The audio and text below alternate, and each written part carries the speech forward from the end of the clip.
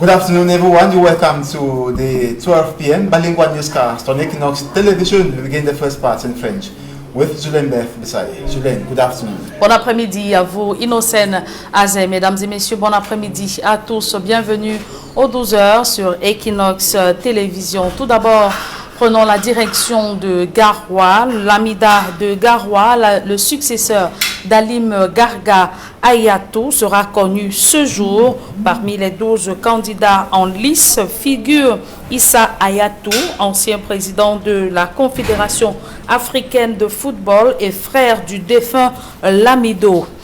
Selon le décret du 15 juillet 1977, en cas de vacance d'une chefferie, l'autorité administrative procède sans délai aux consultations nécessaires en vue de la désignation d'un nouveau chef. Et pour le cas d'espèce, ces consultations concernent davantage les 12 notables, le 13e étant décédé, constituant le collège électoral. Le décret précise que le déroulement des consultations est consigné sur procès verbal signé du président de la Réunion, en l'occurrence le préfet, qui le transmet par voie hiérarchique aux autorités compétentes. Il reviendra donc au Premier ministre de formaliser la désignation du nouveau Lamido. L'épée de Damoclès du 8.2 suspendue au-dessus de la tête du vice-président du Social Democratic Front, le National Executive Committee, a jugé recevable la pétition formulée par le SDF du littoral favorable à une exclusion définitive de Joshua Ossi des rangs du Parti de la Balance. L'avenir politique du député de Vouri-Est repose demain ou est pendu aux lèvres de la commission juridique du SDF. Le compte-rendu de cette réunion du NEC, c'est avec Jean Pochoniat et Dalastiana. La décision d'exclure définitivement ou de maintenir le député Joshua Ossi dans les rangs du Social Democratic Front se joue désormais à la commission juridique du parti. Le National Executive Committee a jugé recevable la pétition du SDF littoral reprochant au premier vice-président national Joshua Ossi d'avoir posé des actes contraires à l'idéologie du Parti de la Balance, notamment la signature d'une pétition de commun accord avec des députés du RDPC sans l'aval préalable de la hiérarchie du SDF. Des assises du NEC de ce week-end à Yaoundé, l'on retient que cette instance juridique a 15 jours pour décider si la guillotine de l'article 8.2 tranchera la tête du député de Vouré-Centre. Le verdict du sort politique du premier vice-président du SDF est attendu dans 3 semaines. De même, le NEC demande au député Jean-Michel Ninche de surseoir toute exclusion du militant Joshua Ossi des rangs du SDF littoral jusqu'à publication de la décision finale de la commission juridique, mentionne le communiqué final signé du chairman Ni John Frundi. Deuxième champ de mine où l'honorable Joshua Ossi devra marcher avec précaution, c'est le rapport d'activité des différents scrutins auxquels le SDF a concouru, les municipales et législatives du 9 février 2020, mais surtout le rapport attendu depuis 3 ans d'une participation catastrophique à l'élection présidentielle du 7 octobre 2018 où le SDF avait mordu la poussière, réalisant un score de 4e avec 3%, jamais engrangé par le parti depuis le premier galop d'essai à la présidentielle de 1992. Au-delà de l'actualité brûlante interne au Social Democratic Front, le National Executive Committee demande au gouvernement de Paul Biya de diligenter des enquêtes approfondies sur la gestion de plusieurs centaines de milliards de francs CFA affectés à la lutte contre la Covid-19, mais au cœur de vastes réseaux de détournement et de corruption dénoncés par Jean-Michel Ninche et des organisations de la société civile. Au chapitre purement sanitaire, Ni John Frundi et ses camarades appellent le régime de Yaoundé à éclairer le peuple camerounais sur la controverse née des vaccins anti-Covid et la vaccination mi-facultative, mi-obligatoire en cours dans le pays. Et que sont devenus les employés de l'ex-société forestière et industrielle de Belabo, Sofibel, dans la région de l'Est, 26 ans après la fermeture de cette entreprise suite à une privatisation ratée? Les ex-employés réclament toujours le paiement de la totalité de leurs droits par l'État du Cameroun. On fait le point dans ce reportage de Benjamin Issam. Belabo, le piètre visage d'une ville qui a pourtant connu un passé glorieux. L'histoire de cette ville dite du pétrole à cause de la station de pompage du Pipeline Tchad Cameroun se conjugue au passé avec la société forestière et industrielle de Belabou, la Sofibel, qui a fermé ses portes le 4 décembre 1995. Voici ce qui reste de la Sofibel. On s'est retrouvé que la police avait occupé le site et chacun, pour nous qui étions par exemple au bureau, on t'accompagne dans ton bureau, on te dit seulement de prendre ce qui t'appartient. On avait déjà tout bloqué, c'est-à-dire que les gars bousculaient les billes. On prenait une bille par exemple en haut, on basculait la bille pour aller fermer les portes, les entrées quoi. 26 ans après, si la ville reste l'ombre d'elle-même, quelques employés de l'ex-Sofibel gardent de bien mauvais souvenirs. Quand 700 personnes viennent subitement dans le camp des chômeurs, ça fait pas bien. Belabou sans Sofibel, c'est une ville morte. Une ville morte. Nous sommes obligés, n'est-ce pas, de subir. C'est comme un arrêt cardiaque. Et pourtant, ces employés avaient vu venir le naufrage, mais personne n'y croyait véritablement pour une société qui utilisait près de 700 travailleurs. Ils nous ont dit qu'il y aura la fermeture. Et après, ils ont commencé à ne pas nous payer à temps. Des fois, on nous donnait 1 000 par mois. On nous a même imposé des ajustements de protocole d'accord, voilà, en baissant les salaires. Jusque-là, les ouvriers ont supporté, mais ça n'a rien donné. Il nous arrivait même de toucher 500 francs par mois à la fin du mois. À propos des droits à reverser à ses employés, près de 50% attendent toujours d'être payés. Actuellement, nous réclamons 50% de nos droits à l'État. Oui.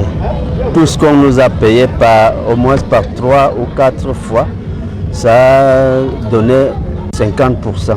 Ils nous ont donné l'argent, mais pas l'entier. Tu vois? Ils donnaient à moitié, à moitié, à moitié. 26 années après, le site de l'ex-Sofibel ressemble à un véritable champ de ruines, une forêt giboyeuse au cœur de la ville de Belabou. Sofibel, comme on l'appelait, le géant de bois Topico, était vraiment un empire. Mais malheureusement, il est devenu, n'est-ce pas, l'homme de lui. Les expatriés doivent partir et les nationaux doivent commencer à diriger l'entreprise. Et les nationaux prennent l'entreprise et tout de suite la descente aux enfers commence. Les arriérés de salaire, les machines qui tombent en panne et qui ne peuvent pas être réparées, les cadres qui sont plus nombreux que les ouvriers et qui coûtent cher. Des regrets pour une privatisation qui avait mal tourné, jetant en pâture des familles entières. Qu'on nous paye ce que nous réclamons. Et s'il y a possibilité de restructurer une structure comme celle-là. On regrette parce que le village a subi, la ville a subi. Si Sofibel devait encore être en train de tourner, nous aurons aujourd'hui une ville de près de 100 à 120 000 âmes. Le site abandonné pourrait servir à la commune pour des projets appropriés. Notre vœu ici, c'est de remettre, n'est-ce pas, à la commune de Belabou toutes les installations restant de Sofibel, pour que ça puisse revenir à la commune pour exploitation. Par exemple, le camp 4, nous pouvons, n'est-ce pas, refaire ce camp. L'arrondissement de Penka-Michel dans le département de la Menoie a mal à ses routes. Des bourbiers géants rendent difficile la mobilité des riverains et compliquent l'écoulement des produits agricoles vers les centres urbains. L'exécutif municipal informé de la situation envisage l'aménagement de ces différents axes routiers en piteux état. Leclerc Saken. Penka-Michel, comme de nombreuses autres communes de la région de l'Ouest, mal de ses infrastructures de base, notamment la desserte municipale. Certains tronçons qui permettent de relier les villages entre eux se trouvent dans un état piteux. Tu achètes les amortisseurs, ça ne peut même pas faire 2 mois. Ça se gâte. Même nous, quand tu travailles jusqu'à tu arrives à la maison, tu n'arrives même pas à dormir. Un état de choses qui ne rend pas facile la vie aux populations de ces localités qui vivent essentiellement des activités agricoles. On avait des difficultés à passer, surtout sur le chemin, l'eau stagnait là chaque fois, parfois il fallait passer avec les nageoires. Quand tu passes avec la moto, tout l'eau là qui t'envahit même. Parfois même tu arrives le moteur, tu en bas même dans l'eau, tu mets même les pieds dans l'eau. Afin d'alléger les souffrances de ces populations, l'exécutif municipal a récemment entrepris une série d'activités qui vont du profilage des routes à la construction des ponts dans le souci de désenclaver ces bassins agricoles en facilitant l'écoulement des produits issus des champs et les centres urbains. Vous savez, dans le cadre de l'intercommunalité, il y a une entreprise, n'est-ce pas, qui a gagné tout un package qui comportait l'entretien des pistes à Penka-Michel, Fouquet et Achan. Cette entreprise a été incapable, n'est-ce pas, de réaliser. On s'est battu pour séquencer. C'est ainsi que les routes qui concernaient Penka-Michel ont été attribuées, n'est-ce pas, par voie de compétition à une entreprise GTP. Aujourd'hui, je crois que je suis largement satisfait parce que des endroits, des pistes, n'est-ce pas, qui étaient carrément impraticables, ont été déblayés, c'est devenu désormais des routes. Ceux qui vont à Fouquet passent sur cette route qui dessert également Penka-Michel. Ceux qui vont en Cogny passent par cette route qui dessert également Penka-Michel. Au moment où nous commençons, il n'y avait que des pistes. Pistes et marécages. Vous avez vu, on a rendu des pistes en des grandes routes, facilement praticables. Il n'y avait que des pistes. On a rencontré beaucoup de difficultés ici avec des riverains en ce qui concerne le matériau. Nous sommes allés au-delà même du budget. Ceci rentre dans le cadre du projet d'appui aux infrastructures rurales et au développement participatif de Grassfield. Implémentation du projet de redressement économique et social pour l'amélioration des conditions de vie des populations de l'extrême nord Cameroun. 4 communes sur 47 ont la lourde responsabilité. Le président du conseil régional souhaite que le dit projet soit étendu sur toute la région. Le comité de pilotage vient de se tenir dans la ville de Marois. Dalastiana, Flavien Valondongo et Amadou Daïrou. La riziculture, l'agriculture et l'élevage sont entre autres secteurs soutenus et développés par des partenaires pour le développement des communautés villageoises de la région de l'extrême nord. Et j'ai découvert aussi beaucoup de bonnes choses. Par exemple, la pisciculture, comment développer la pisciculture, comment fabriquer le compost, comment produire les fiderbia, l'arbre qui permet d'enrichir le sol. La sécheresse étant parfois un frein pour l'élevage et l'agriculture dans le septentrion, des organisations non gouvernementales qui se sont engagées à proposer de nouvelles stratégies afin d'améliorer les conditions de vie des populations ont choisi 4 communes d'arrondissement sur les 47 que compte l'extrême nord pour donner le ton de cette opération. Il faudra qu'on invite les responsables de Rizilac pour qu'ils viennent présenter aux 90 conseillers régionaux la façon de s'y prendre pour engager la population au développement local et à améliorer leur production et à les former. Savoir comment on peut capitaliser pour étendre cette expérience sur les 47 communes que compte la région. Et l'un des aspects qui pourrait freiner ces projets de développement est le volet terre, qui reste bloqué par l'administration locale. Les contraintes que les responsables du projet ont observées sur le terrain, problématique de l'accès à la terre, surtout pour pouvoir implémenter certains projets, notamment liés à la restauration et à la réhabilitation de certaines terres qui devraient aider dans le développement du secteur primaire, notamment de l'agriculture et même de l'élevage. Ces projets, quoique difficiles dans leur réalisation, la formation des personnels des communes concernées et la mise en place de nouvelles stratégies dans le but de contrecarrer les obstacles font avancer les travaux sur le terrain des projets. À travers les pratiques et des bonnes leçons que nous avons partagées, on se rend compte, et vous avez suivi le témoignage des maires, pour dire qu'aujourd'hui, on assiste à une vraie action communautaire, collective au sein des communautés qui hier vivaient seulement ensemble mais n'agissaient pas ensemble. À travers ces projets justement, les conditions de vie des populations des zones rurales dans la région de l'extrême nord pourraient être améliorées. Prenons à présent cette note qui nous parvient à l'instant. Ibrahim El Rachidine Yerima Soulemanou est le nouveau Lamido de Garoua. Il vient d'être élu à la tête de ce Lamida avec 7 voix sur 12.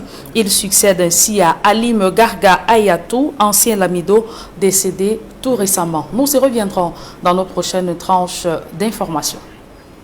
La deuxième partie de ce journal est en langue anglaise avec vous, Innocent Azé. Good day once again. Thank you, Julien. Good day to you and to our viewers. Good day. We begin with these notes to indicate that Ibrahim El Rachidine Yerima Soulemanou is the new Lamido of Garoua. He won with 7 votes out of the 12. This was during an election that took place this morning. All 12 notables voted to pick a new Lamido. I will talk about the security situation in Cameroon, notably in the 2 English-speaking regions that brought together security heads. That was before we talk about that. We talk about suspected separatist fighters who attempted to disrupt a mass at the St. Augustine College campus that was on Friday afternoon in Kumbo, Northwest region, aimed at celebrating the 40th anniversary of Bishop of Kumbo, Justin Kwo, into priesthood. Sources hinted that the attackers were pushed back by the defense and security forces. A panic on the event scene was generated by the gunshots that pushed Christians to take cover. The mass, however, continued as the defense forces pushed back the attackers. And the Minister of Defense, Joseph Betty Asomo, has called on security heads to sit up in order to better tackle the security challenges in the 2 English-speaking regions of the country. He was speaking during a security evaluation meeting in the nation's political capital, Yaoundé, noting to the security heads that separatist fighters are now using improvised explosive devices to kill civilians. Immaculate Fogwe tells us more. Improvised explosive devices have now become major weapons used in the conflict-hit Northwest and Southwest regions. During a security meeting presided by the Minister Delegate in charge of Defense, Joseph Betty Asomo cited a number of deaths like that of Becky Jeme Iyabo, the Divisional Delegate of Communication, the Momo Division, and 5 soldiers who lost their lives following the explosion of an improvised explosive device planted by separatist fighters along Jikwa in the Momo Division. For a while, separatist fighters have been using sophisticated improvised explosive devices on security forces, though some separatist fighters have laid down their arms and are now living in DDR centers. Others have continued carrying out atrocities in both regions. The minister went ahead to say that an important quantity of weapons have been seized by his boys while they were on the battlefront. He adds that a good number of the weapons were voluntarily given to them by repentant separatist fighters. Citing the battle-hit North, Adamawa, East and Far North regions, Joseph Betty Asomo says the security situation is under control. The security heads during the meeting agreed to put in more effort in order to counter insecurity in the country.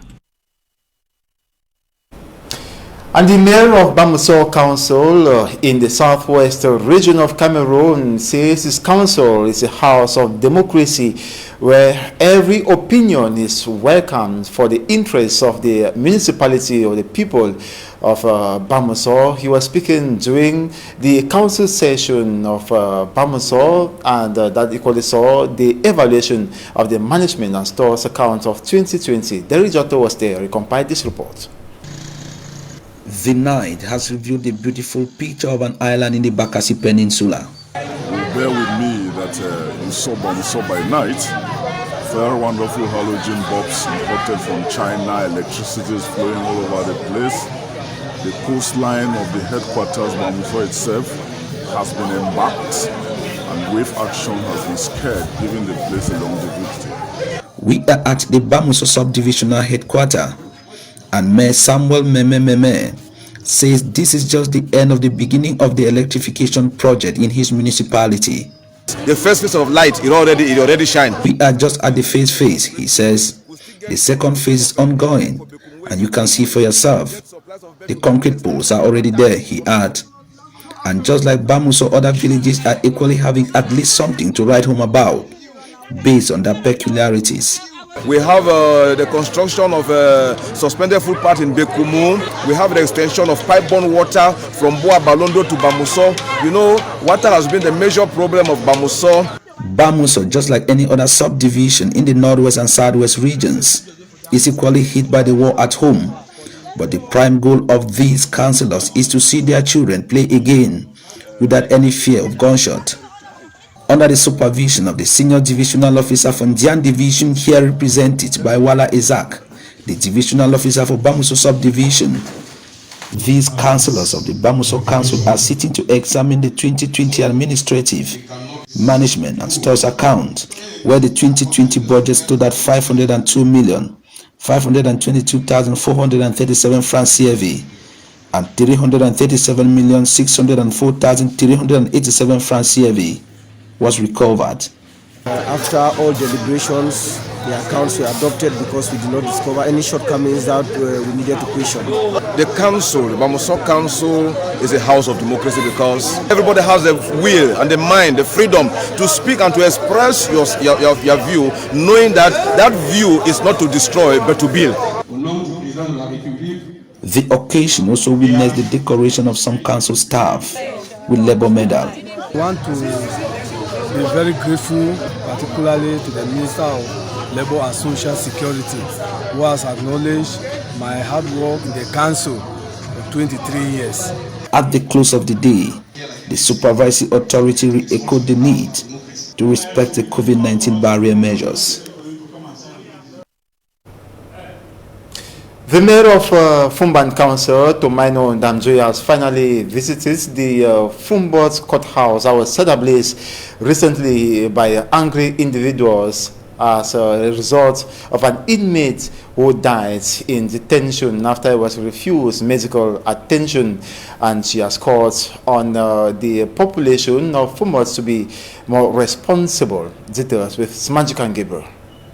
Some days ago, a protest of the population in Fumbot led to the burning of the Fumbot Court of First Instance. Patricia Tomaino Ndamjoya, the mayor of Fumban, was at the site. Just like the recent outing of the Minister of Territorial Administration, the mayor says conditions should be given for those who are to have arms to limit such destructions.